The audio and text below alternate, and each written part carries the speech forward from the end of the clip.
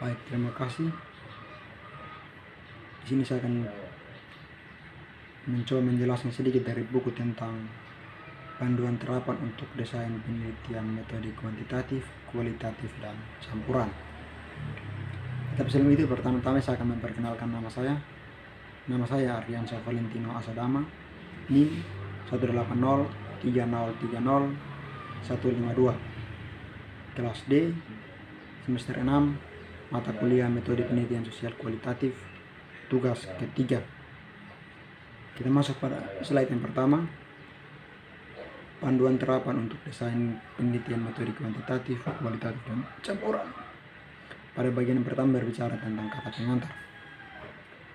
Pelatihan metode kuantitatif dalam ilmu sosial sering membagi metodologi menjadi penilaian, desain, dan statistik.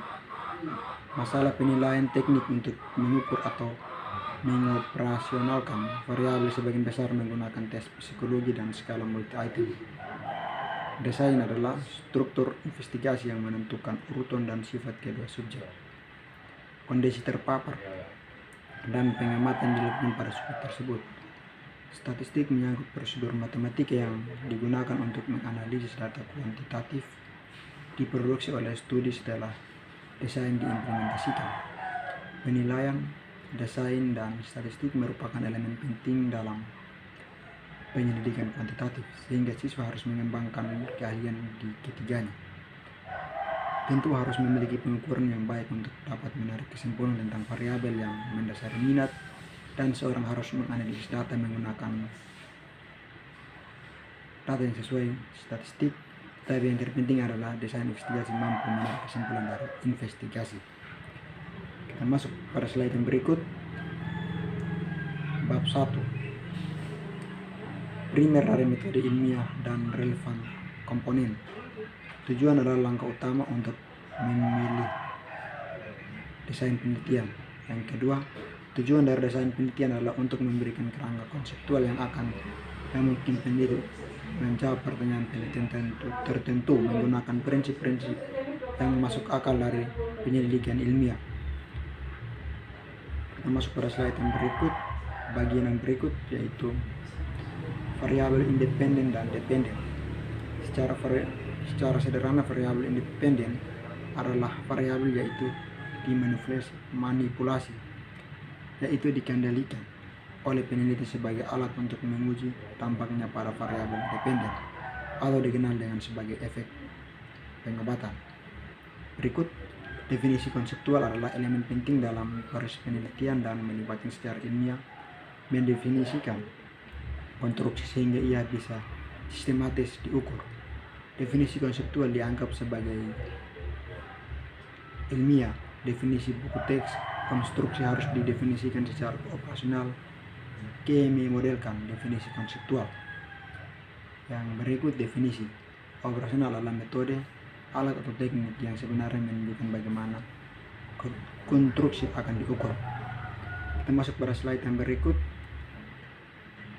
Validitas internal adalah sejauh mana hasil didasarkan pada variabel independen, yaitu perlakuan sebagai lawan dari variabel asing atau variabel tak terhitung. Secara khusus, validitas internal berkaitan dengan kesimpulan kausal, karenanya alasan mengapa hal itu tidak berlaku untuk penelitian non-eksperimental. Yang berikut, validitas eksternal adalah sejauh mana hasil dapat digeneralisasikan ke populasi yang relevan, pengaturan, perawatan, atau hasil.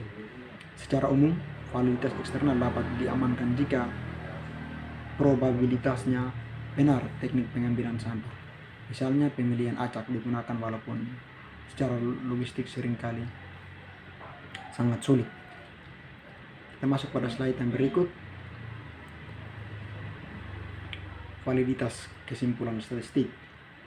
Validitas kesimpulan statistik adalah sejauh mana kovarian statistik dalam kurung hubungan antara pengobatan dan hasil akurat. Secara khusus, kesimpulan statistik mengenai validitas kesimpulan statistik. Yang berikut, kontrol. Kontrol merupakan elemen penting untuk mengamankan validitas penelitian desain dalam metode kuantitatif, yaitu eksperimental kuasi eksperimental dan penelitian non-eksperimental. Namun, dalam metode kualitatif, perilaku umumnya dipelajari karena terjadi secara alami tanpa manipulasi atau kontrol. Eliminasi dilakukan jika peneliti memegang variabel atau mengubahnya menjadi konstanta. Misalnya, seorang peneliti memastikan suhu laboratorium distil tepat ke 76 derajat Fahrenheit. Untuk kedua kondisi di studi biofeedback, kemudian variabel suhu eliminasi sebagai faktor karena dianggap konstan. Kita masuk pada slide yang berikut. Bagian 1. Metode kuantitatif untuk eksperimental dan kuasi eksperimental penelitian. Pada bagian yang pertama, penelitian eksperimental terkadang disebut sebagai eksperimen acak. Dianggap sebagai jenis penelitian paling kuat dalam menentukan penyebab di antara variabel-variabel. Yang berikut, penelitian kuasi eksperimental juga disebut sebagai penelitian lapangan, yaitu penelitian dilakukan dengan kelompok utuh di lapangan sebagai lawan laboratorium, dan mereka juga dikenal sebagai desain monokivalent, yaitu peserta tidak ditugaskan secara acak ke setiap kondisi. Oleh karena itu, kelompok diasumsikan monokivalent. Kita masuk pada slide yang berikut. Bab 2 yang berbicara tentang antara subjek dan pendekatan. Pendekatan antar subjek dikenal sebagai pendekatan kelompok berganda, yang memungkinkan peneliti untuk membandingkan efek dua atau lebih kelompok pada satu atau beberapa variabel independen, dalam kurung variabel yang berhasil, dengan minimal dua kelompok. Peserta masuk setiap kelompok hanya akan dihadapkan pada suatu kondisi, dalam kurung satu tingkat dari variabel independen, tanpa persilangan antar kondisi. Kita masuk pada slide yang berikut.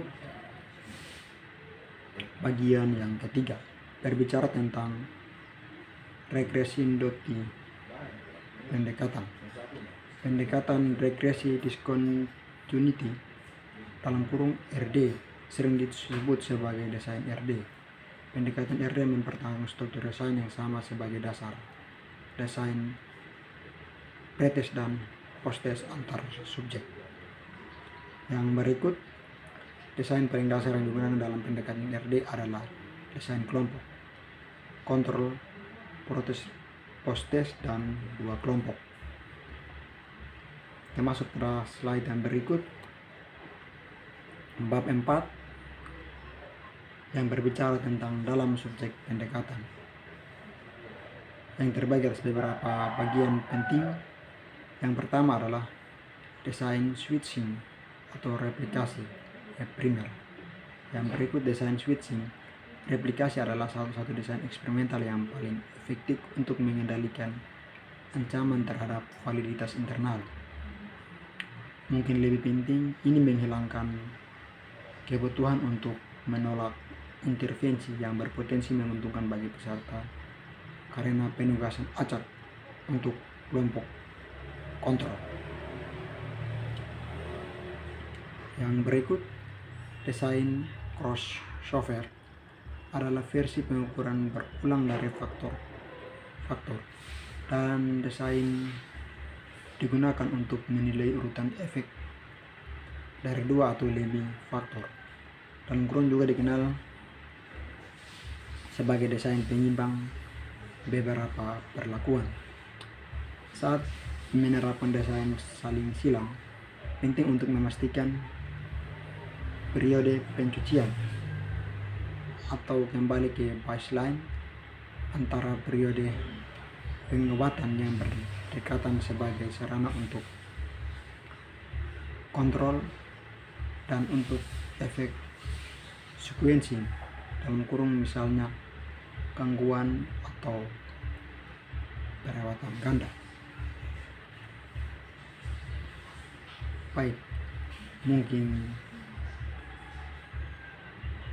ini penjelasan singkat saya dari buku yang berkaitan dengan